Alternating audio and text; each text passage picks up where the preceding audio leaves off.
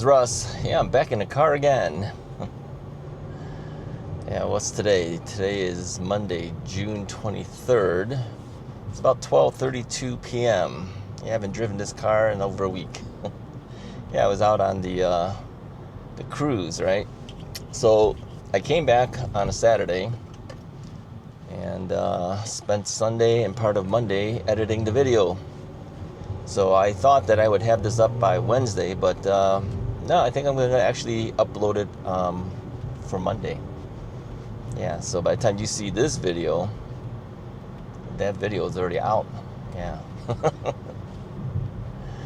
I think I'll put this video on Wednesday, maybe. Yeah. I just want to finish it and get it done with. You know, it's while it's fresh in your mind. Here's the biggest problem I had editing that video. Okay. Everywhere you go, there's music running. Yeah, I mean, it's a cruise ship, right? So I had to make sure that the music wasn't running in the background for too long. Otherwise, YouTube will essentially shut your channel down if you get 3 strikes. I don't want to get a strike on the channel, but I think I had to take a little gamble. Otherwise, I would have nothing to show because everywhere I go, there's music running in the background. So I tried to cut it the way I could so that the music was minimal. I used Shazam. You ever use Shazam? Shazam is an app. It basically listens for music and tells you who the artist and what the song is, right? It picked up at least 3 or 4 of them. But I think Shazam picks it up even after it's been running for maybe even just a couple of seconds. It recognizes the music that quickly. I'm not really sure what YouTube has for its regulations. I think you can't run a song for maybe 6 seconds, 8 seconds. I'm not sure how long they allow it, but obviously you hear some people run some music in the background, right? And especially, people who do food reviews at the restaurants usually have something running too. So I don't know how they get around all that. So I figure I'm going to take a gamble. I'm going to put it up there. If it gives me a copyright strike, then I'll have 1 strike on the channel. We'll see. I mean, until you try it, you don't know. But I really didn't want to do a voiceover on that thing because it'd be just so much voiceover. Section after section would have voiceovers. So I just left it. Yeah, we'll see where it goes. I cut it as best I could. So anyway, I know some of it looks kind of long and drawn out, but I wanted to keep a record of what I did and where I went. Now, there's actually 2 versions of that video. The original version has everything that I did. It's over 2 hours long. I figured you wouldn't be interested in that. So I took that video, which I kept for myself, of course, and I truncated it down to a little over 1 hour. Yeah, kind of took out all of the food places that I went to, and that cut a lot of it out. I was doing some food reviews of these restaurants. Let me know in the comments if you want to see these food reviews from these restaurants I had in the in the ship or on the ship, because I have the teppanyaki place, which is the Japanese place that does kind of does a show while he's cooking, that thing. I have that one. Let me readjust my watch here. And then I have an Italian restaurant that we went to. These are restaurants you pay extra for. Our package allowed me to have at least one free one, then the other one you have to pay for. But I have those reviews. I even did the Indulge food court the very first time we were there. Not much to see, so I'm not going to even show that one. But if you want to see these other 2, let me know. I can let it run as a separate video. Probably half hour, 40 minutes in length of each. But I can do it if you want it. Put a comment below. Let me know if you guys are interested. I wouldn't think anyone would be interested. You can't go to those restaurants unless you go on that ship. So why would you be interested? That's how I saw it. So I took it out. But I kept it for myself. Okay. Let's talk a little bit about recording video on the ship. All right. And my experience with that. Now, a lot of times I had this microphone on my shirt. It's just convenient to just leave it there, and when you're ready to record, you just turn it on, right? Well, many people notice this, of course. I've had a number of people ask me if I was making a vlog or something. I says, yeah. And he says, where do you put it? I said, it's on YouTube, you know. So it opened it up for a lot of people asking, you know, what's your channel? What do you do? You know, none of them really, I don't think there was a single person I ran into who actually rode e-bikes. But some of them did ask me, you know, about being a YouTuber, how that works, and, you know, do you make any money on it? You know, where does the money come from? I think there's a general interest from people when they hear that you do YouTube videos, because maybe they've thought about doing it and they didn't know, you know, what's involved, or do you really make any money doing it? Yeah, some of these guys make a lot of money, right? Not this channel. This channel makes nothing. And then, of course, Russ's Right channel makes things. But I told them, you know, the money that people make on YouTube is not just YouTube, it's multiple sources that generate some income for you. And so so I explained how that all worked. And nobody actually stopped me from making a recording of anything. You know, I think they're kind of used to it, because, you know, when you're on a ship, everyone's got a camera. Everyone's taking a picture or doing a recording, usually with their cell phone, of course. The minute you pull out, you know, the selfie stick and you've got the, you know, the GoPro or the DJI Action 5 Pro, or maybe the Insta360 camera. I saw one lady with an Insta360 camera. And anyway, the minute you pull that out, people start thinking, oh, must be a little bit more serious than the typical guy with the cell phone. And then when you have a microphone, of course, that's that too. Yeah, I mentioned that I had run into a former LAPD cop who plans to do some travel videos, and so he was asking me a lot about YouTube.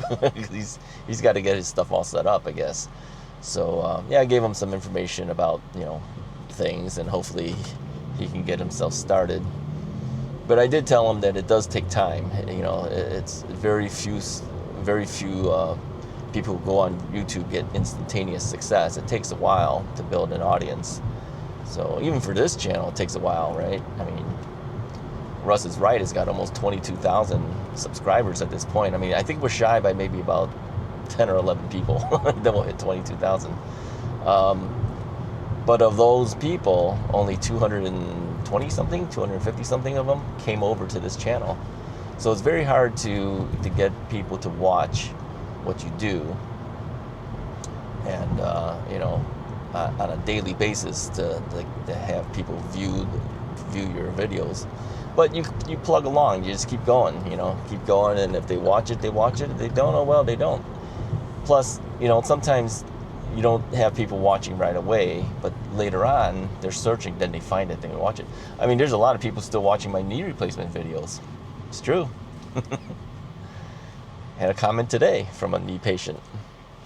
So videos continue to go. It's the one thing I thought was interesting for YouTube or any type of television type program or something, is that there's reruns, if you think about it, right? If you think it, you know, think of it in that terms, people will see the videos even long after it was published. It could take a while. I mean, I've mentioned in the past on the Russ's Right channel, the #1 Russ's Right video has over 1.4 million views, right? And that was a video I put out maybe a month after I bought my first e-bike. Yeah, it's pretty bad video if you look at it in comparison to how we do videos today, but it continues to run, and people keep running into it because it's been seen so much, it gets pushed like crazy on YouTube.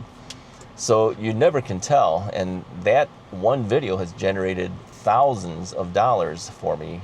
Thousands. Over 10,000. I won't tell you the exact amount, but it is over $10,000 on one video. So, can you make money on YouTube? Yes, but does everyone get a 1 million view video? And the answer is no.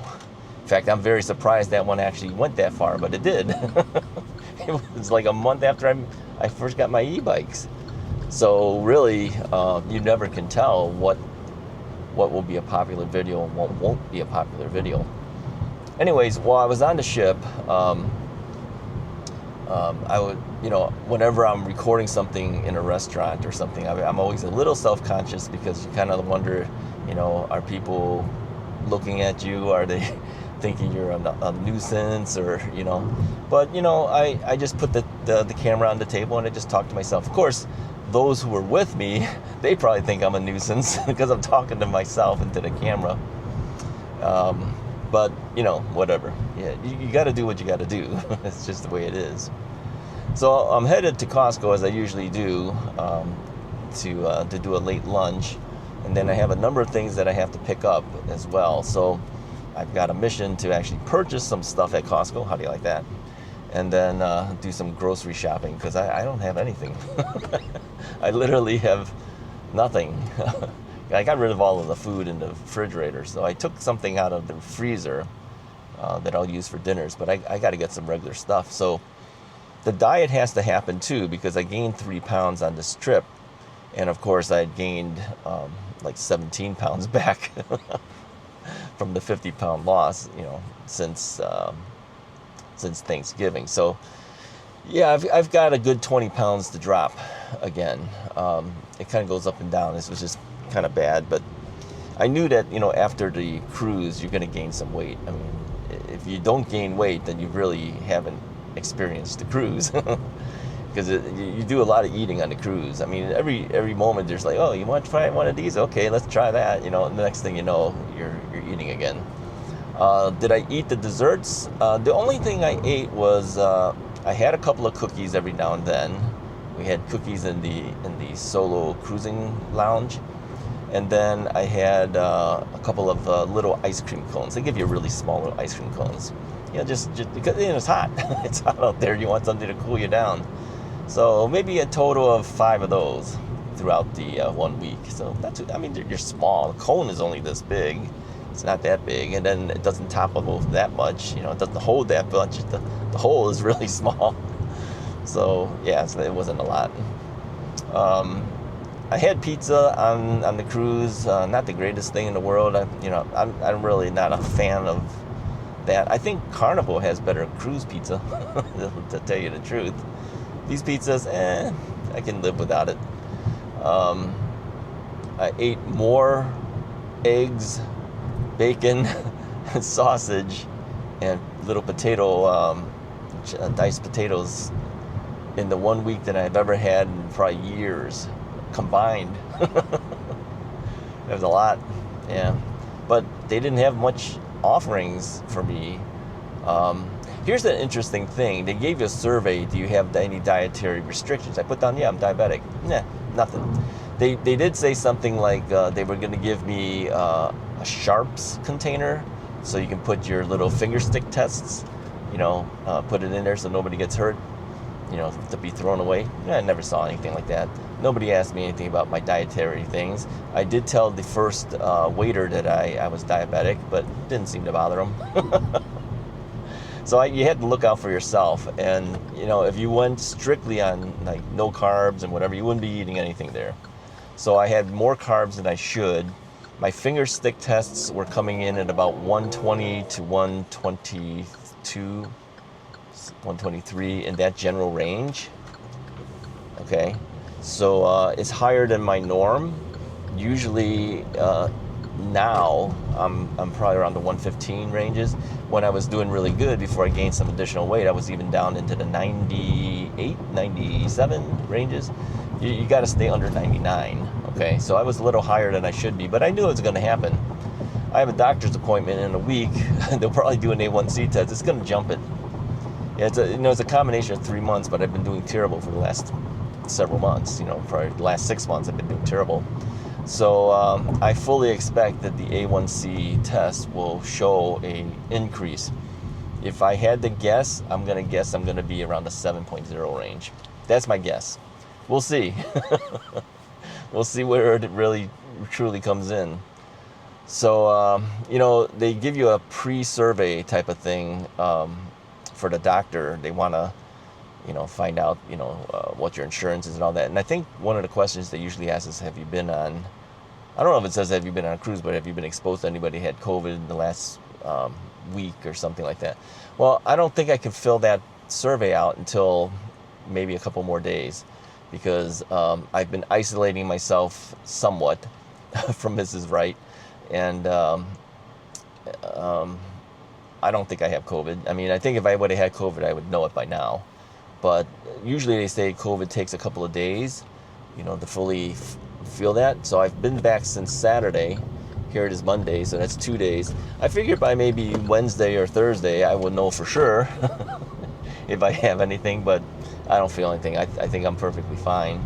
I will note that very few people had masks on. I think I only noted maybe 2 or 3 people on the entire ship had masks on, and I think plus my sister and myself usually would put a mask on when we were in like the theater or something, when there's a crowd of people, we would put it on. Other than that, we didn't wear a mask. I wore my mask during the plane ride there and back because, it's a totally enclosed environment.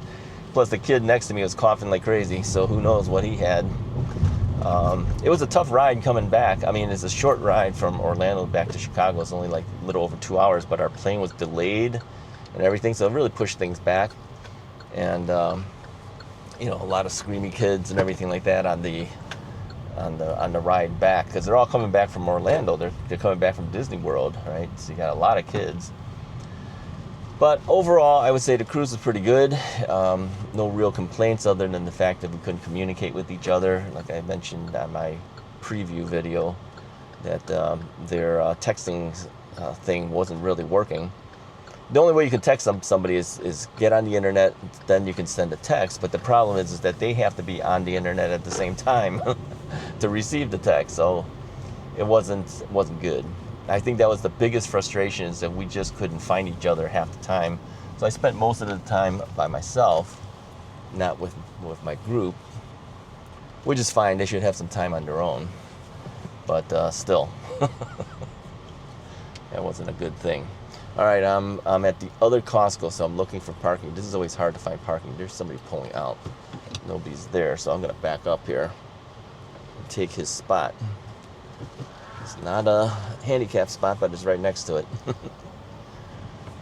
let's do that. Steal the spot right here. Hey, see, lucky. All right, that's all I have for you guys for today. I appreciate it. Watch the cruise video if you haven't done it already. It was a lot of effort to make it, so I really hope that you will at least give it a chance and take a look at it. I know some parts might be a little boring. Just fast forward it. Yeah, it's like an hour's worth, right? So fast forward to where you think you would like to see it, and then do that. All right, if you like this video, go ahead and hit the like button. Hit the subscribe button if you haven't already done so. I'll talk to you guys next time.